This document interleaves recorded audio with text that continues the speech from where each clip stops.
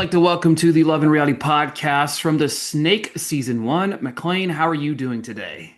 Hi, I'm good. Obviously, little sad this week, but I'm hanging in there. Yeah, it's always the interesting aspect of having these conversations. It's like, this is an exit interview, which means obviously you were in fact eliminated. But I like to take audiences back a little bit. Obviously, we see a brief version of who you are, what your past was, obviously on the show, but give us a little bit of a background of who McLean is. Yeah, so my whole life, I've been a dancer and athlete my entire life. And coming up to this show, I feel like I've been fighting to show people that I'm tough and I'm strong and I'm an athlete and I'm a fighter. And this opportunity kind of presented itself and it fell at the perfect time in my life. And I wanted to show the world that girls can be feminine and girly and also tough and smart and conniving and can do these gross, disgusting things that all the boys can do and do them well. And that's kind of always been a life goal of mine, even outside of this show, is to show how multifaceted women can be. And that's just kind of who I am. Yeah, talk to me about maybe your strategy heading into the game. Yeah. So my big thing is I didn't want to have a strategy, right? That's kind of how I wanted to present myself. I wanted to be the nice girl, which it worked. Everyone on the show called me America's sweetheart. I wanted to be nice to everyone. I wanted people to think I was naive, which I was a little bit at times. But getting along with people is a social strategy. And them seeing you as weak means that you're going to get farther because they're not going to think that you're a threat. And it worked. I made it further than everyone else who was actually using manipulation tactics and lying. Like I passed them by weeks.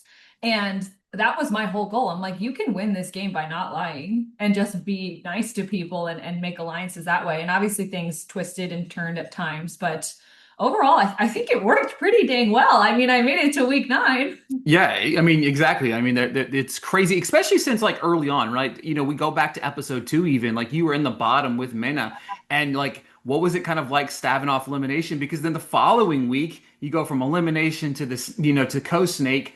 Talk to me Mhm. about being in the pit there of almost being eliminated to the following week winning the snake. I think what people don't realize being down there is humiliating. You are in a pit, but you're also like physically below everyone. So everyone is staring down at you. There's spotlights on you. It's dead silent. It's just degrading, to say the least, being down there. And it just ignited something in me. Like as a dancer, you lose all the time. You get told no all the time. You get cut constantly. Like I'm used to rejection and I use that as fuel because I hate losing. And I was in the bottom again, and I was like, nope, no way. I'm not doing this. Like, I'm stronger than all these girls here. I'm smarter than half the men here. And it lit a fire in my soul, and I just kind of ran with it from there. And I don't think I mean, they don't show 90% of what happened, and they don't show a lot of the conversations I have, a lot of the things I was doing, but I really kind of hit the ground running after that. Yeah, it was definitely a spark that was needed from you. Obviously, you go from the bottom to the Coast Snake. Talk to me about the early on stages of building that connection with Jack. It was felt so authentic and it comes off. I'm sure it feels the same way whenever you're going through it, but the authenticity of that connection you guys make. But talk to me about building that connection early on, though. Yeah, what's so funny is that it really was like day one, hour one, it started like right out the box. And we joke about it now because I was really nervous. And he said he like locked eyes with me, and was staring and like trying to get my attention. And I didn't know what to do. And it was all, it really started right away. One of the first days he came up to me and I was like trying to figure out who to trust. And he's like, McLean, I will be your person here. Like, let me be your person. And I didn't trust him. And I was sassing him and I was like, I don't trust men. I don't want to work with you. And I was like, la, la, la, stomping around the house. And it's funny now because they didn't air that. And it really shows it more of like me, like, like, chasing after him. But it really was kind of like he was trying. And I was like, no. And it's funny. And it kind of formed naturally off of that where he kept trying to get me to trust him. And I did. And it really was genuine. None of that was made up. And there were so many little moments that happened that aren't even aired of little sweet things he would do and how he would help me and defend me and lift me up. And it was like a very unique way to bond with someone. Yeah, I mean, we can't have all that lovey-dovey stuff on the snake. You know what I mean? We need to see all the Ah, negative stuff. You know what I mean? yeah, No. it's not a dating show. You only got any bad stuff. Obviously, like this week's competition was quite possibly the most craziest yet with the shot collar, right? We see you get picked first. Your emotions were high. It just everything unfolded, and obviously, as soon as as soon as Derek took off his mask, it was like, oh, it's got to be her. But talk to me a little bit about that aspect. I would assume you're probably excited you got eliminated because then you didn't face the shot caller for yourself. But talk to me about that entire scene. Yeah, it's against that was one challenge that really was against everything in my nature. I'm willing to get hurt, jump off things, eat things, get bugs dumped on my head. But when I have to hurt something or someone else, that's very difficult for me. I can't do it. I can't even squish bugs. I work at an animal rescue. Like I just can't do it. So it really messed with me mentally. And then of course, by God's luck, who's the first one that has to zap someone? It's McLean, the one who hates zapping people. So I was like, this is a joke that I have to pick someone first. And I did pick Derek because out of everyone there, he would be the one that would be able to withstand it, I think, the best, which was my reasoning. But I couldn't hold in my tears. And then I was also thinking, I'm like, if he sees me cry, he's gonna know it's me. And I'm like, then I'm gonna be out and that's fine. I don't care if I get zapped. I'm like, I would rather get zapped than have to zap someone else again. That was more so my thought process. Um, and I was just happy to get out of there. That was a tough one. Yeah, it seemed to take a toll on quite of everybody there, except for, Derek and Brett were like, yes, keep zapping me. You know what I Yeah, mean? Like, they're psychotic. Eric got zapped because we're blindfolded. So mind you, it's yeah. dead silent, it's dark, and all you hear is like the zap, and then you hear Derek like, "Oh, hit me again." And I'm like, what is wrong with you? Why are you like this? Yeah, it was quite interesting to see the both sides of the competition there. Of course, we saw Jordan and Brett become this week's snakes. How did you feel heading into the pit?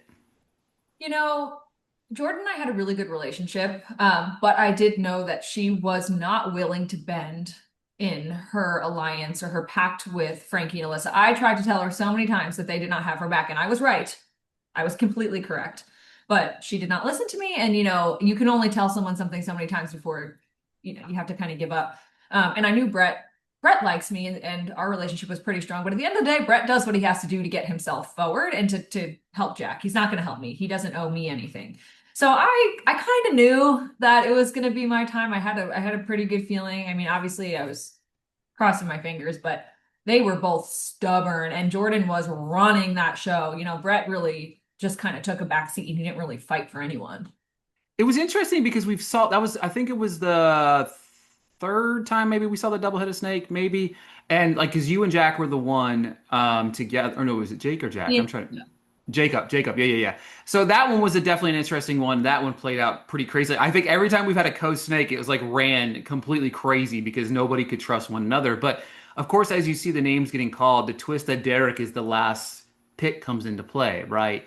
What were your thoughts as he's getting ready to pick? I was shocked that he picked Jack. I really was because he had every opportunity to kind of, put the back, but he was seen to be like an honest guy, obviously. But did you feeling when you hear Jack, obviously finding out Jack obviously can in turn pick you, that was kind of the writing on the wall, yeah? Yeah, it's the second things started falling the way they did. Amanda and I looked at each other and we just kind of knew. It's like we just knew early on into the ceremony what was going to happen. I had a feeling just based on conversations that Jack was going to be saved by Derek, and the boys were just Derek is honest. He was a good player, but he was an honest player, and we just knew. We just knew that that was going to happen. And the one thing Amanda and I kept saying is we felt it felt nice to be sent home with someone who I valued a lot as a player and respected. It not necessarily that we were in a pact or trusted each other, but I thought she was a great player. And I liked that I got to be sent home with someone who was so good at the game. Like that felt like honorable to me almost. So although it didn't go exactly how I wanted, I was like, you know what? It is what it is. Yeah, I mean, because Amanda had came in pretty strong towards the end of the show. You know what I mean? Because like I feel like she kind of flew under the radar, and how it's edited, it could be other way around. But how we see it play out, it was like she's coming in strong.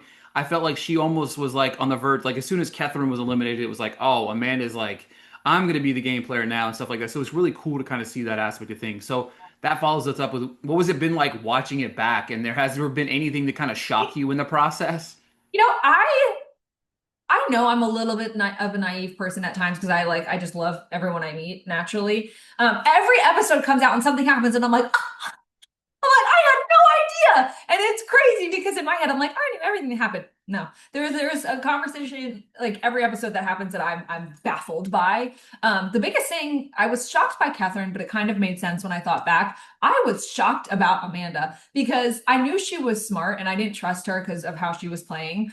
But I really thought that her and I were like good friends. Like we didn't trust each other, but we were friends. And then she's like, "Oh, I had to open up to Mac in order to stay in the game." And I was like, "I thought we were just chit chat." And I was like, "Girlfriends." Since the show, her and I are actually very good friends now. We talk every day, but I'm like shocked. I'm like, maybe I should work on this in real life because I'm definitely like, la la, I trust everyone. Yeah, it's that's one of my favorite things to like ask everybody because obviously like you live it, but you're not living all of it, right? You know what I mean? You're not seeing the other conversations. You're only kind of living your part of it. Yeah, and you people don't realize like you are living in this like dystopian pressure cooker. You don't know, there's no sound, there are no music, there's no clocks, you don't know what day or time it is, you don't know when to get up. They wake you up, they put you to sleep. Like it's so disorienting. And on top of that, you kind of forget that it's a game at times and you just forget, like your brain gets all twisted and seeing it now is so weird. Because I'm like, how did I miss that? Or like, how did I not see that? It's it's humbling to say the least. For sure. Obviously, I'm gonna be crazy. I'd be crazy not to ask about the situation with you and Jack. How were things post show? What was that like for you two? Oh my gosh. It was everything that you saw on the show was completely genuine. Right when the show ended and we got our phones back, he found my number, found me immediately within like 5 minutes, and then he bought me a plane ticket to Austin 2 days later. So I got home, flew right to Austin, and we've been dating ever since. We go That's back and forth. Yeah, it's been really good. That's awesome. It's one of those things. Obviously, again, for me, watching it, very genuine. You know what I mean? Like it wasn't never like unlike not picking on Amanda here or Amanda and Devontae's situation. You know, she's like, no, bro, I gotta. You know what I mean? I got somebody. I'm just using you to. To me, it always felt authentic. Even Jack, as strong of a player as he is, right? You know what I mean? He played the game very well, but it always felt like it was sincere with you. So that's fantastic to hear as well. But. Final question for you, obviously. Is there any other reality shows that you would hope to or want to partake in the future? Oh my gosh, all of them. No, I really want to go on traders, truthfully. I think a lot of my strategy, a lot of my gameplay wasn't really aired, and that's just, they can't fit everything into every episode. But people underestimate me. They always do. And I love that. And I love that being the nice girl, America's sweetheart can get me this far. And I think now playing a game and having some experience under my belt, I could go in and rock it. And I want to do it. I want to go show everyone just how smart and conniving I can be and kind of prove myself all over again.